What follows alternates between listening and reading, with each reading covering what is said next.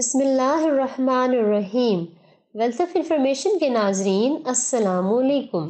یوسف بن تاشفین مراکش کے جنوب میں صحرائی علاقے کا رہنے والا تھا، جس نے اپنے ساتھیوں کی مدد سے صحرائے اعظم اور اس کے جنوب میں خاندان مرابطین کی حکومت قائم کی اور بعد ازاں اسے اسپین تک پھیلا دیا۔ اس نے صحرائے اعظم میں رہنے والے نیم وحشی اور حبشی باشندوں سے کئی سال تک لڑائیاں کی اور اپنی حکومت دریائے سینیگال تک بڑھا دی۔ یہ لوگ ان قبائل کے خلاف صرف جہاد ہی نہیں کرتے تھے بلکہ ان میں اسلام کی تبلیغ بھی کرتے تھے، اور اس طرح انہوں نے بے شمار بربروں اور حبشیوں کو مسلمان بنایا۔ تبلیغ کا یہ کام یوسف کے چچا عبداللہ بن یاسین کی نگرانی میں ہوتا تھا۔ انہوں نے اس مقصد کے لیے دریائے سینیگال کے ایک جزیرے میں خانقاہ بنائی تھی۔ شروع میں یوسف بن تاشفین اس کام میں اپنے چچا کے ساتھ تھا، لیکن بعد میں یوسف شمال کی طرف آ گیا اور یہاں فاس اور دوسرے شہر فتح کر کے کوئی اطلس کے دامن میں واقع شہر مراکش کی بنیاد ڈالی۔ اندلسی مسلمانوں کا وفد یوسف سے امداد لینے کے لیے اسی شہر مراکش میں آیا تھا۔ جنگ زلاقہ 23 اکتوبر 1086 بمطابق 476 ہجری دولت مراتبین کے عظیم مجاہد رہنما یوسف بن تاشفین اور اسپین کی عیسائی مملکت کے بادشاہ الفانوس ششم کے درمیان لڑی گئی، جس میں یوسف بن تاشفین نے تاریخی فتح حاصل کی۔ ہشام ثانی نے اپنے 26 سالہ دور حکومت میں ہسپانیہ میں ابھرتی ہوئی عیسائی ریاستوں کے خلاف 52 مہمات میں حصہ لیا اور کبھی بھی شکست نہیں کھائی، لیکن 1002 میں اس کے انتقال کے بعد اسپین میں مسلم حکومت کو زوال آ گیا اور وہ کئی حصوں میں تقسیم ہو گئی۔ 1082 میں الفانوس ششم نے کشتالہ سے اپنی تاریخی فتوحات کے سفر کا آغاز کیا۔ نااہل مسلم حکمرانوں میں اسے روکنے کی ہرگز صلاحیت نہیں تھی۔ 1085 میں اس نے بنو امیہ کے دور کے دارالحکومت تلیطلہ پر قبضہ کر لیا۔ شہر کے عظیم باسیوں نے 5 سال تک عیسائیوں کے خلاف بھرپور مزاحمت کی، لیکن بالآخر ہمت ہار بیٹھے۔ الفانوس کا اگلا ہدف سرغوسا کی کمزور ریاست تھی۔ مسلم حکمرانوں کی نااہلی کے مکمل ادراک کے بعد علماء نے شمال مغربی افریقہ میں دولت مراتبین کے امیر یوسف بن تاشفین سے رابطہ کیا اور ان سے اندلس کی ڈوبتی ہوئی مسلم ریاست کو بچانے کا مطالبہ کیا۔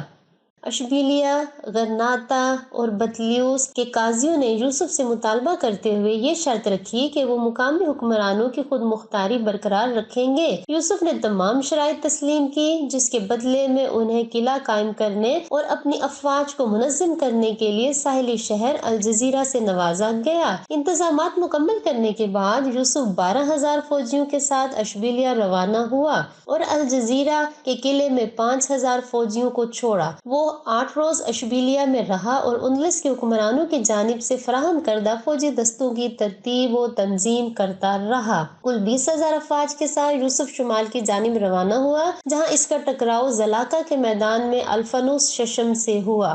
کشتالہ کے بادشاہ الفانوس ششم کو 80,000 شاہ سواروں، 10,000 پیادوں اور 30,000 کرائے کے عرب فوجیوں کی خدمات حاصل تھیں۔ 20,000 مسلم افواج میں سے شامل 12,000 بربر بہترین جنگجو تھے، جبکہ مقامی 8,000 افواج شہ سواروں اور پیادہ افواج پر مشتمل تھے۔ دونوں سپہ سالاروں نے جنگ سے قبل پیغامات کا تبادلہ کیا۔ یوسف نے دشمن کو 3 تجاویز پیش کی: نمبر 1 اسلام قبول کرو، نمبر 2 جزیہ دو، نمبر 3 یا جنگ کرو۔ الفانوس نے مراتبین سے جنگ کو ترجیح دی۔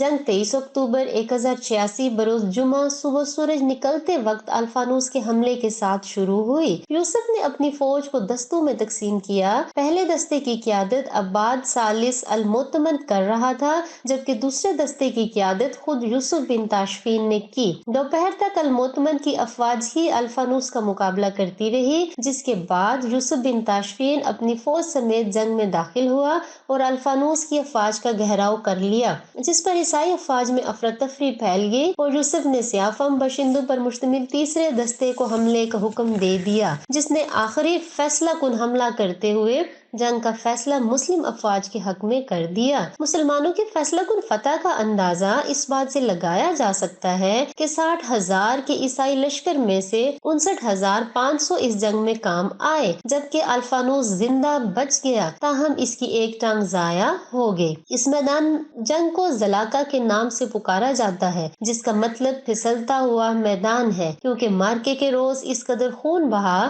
کہ افواج کو قدم جمانے میں مشکل ہونے لگی۔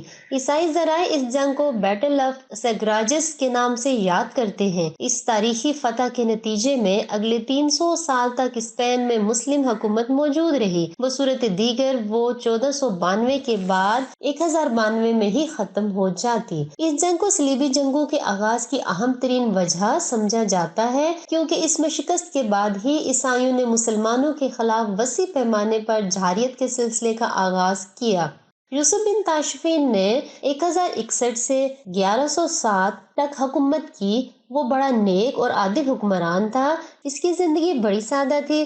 تاریخ اسلام میں اس کی بڑی اہمیت ہے۔ صحرائے اعظم میں اسلام کی اشاعت اور اندلس میں مسیحی یلغار کو روکنا اس کے بہت بڑے کارنامے ہیں۔ شہر مراکش کی تعمیر بھی قابل فخر کارناموں میں شمار ہوتی ہے، کیونکہ اس طرح اس نے ایک نیم وحشی علاقے میں دارالحکومت قائم کر کے تہذیب اور علم کی بنیاد ڈالی۔ یوسف نے تقریباً 50 سال حکومت کی۔ اس کی قائم کی ہوئی سلطنت دولت مراتبین کہلاتی ہے۔ یوسف کے انتقال کے بعد یہ حکومت مزید 40 سال قائم رہی۔ اس کے بعد جن لوگوں کی حکومت ہوئی وہ موحدین کہلاتے تھے۔ یہ تھی آج کی ویڈیو۔ ملتے ہیں اگلی ویڈیو میں، تب تک کے لیے اللہ حافظ۔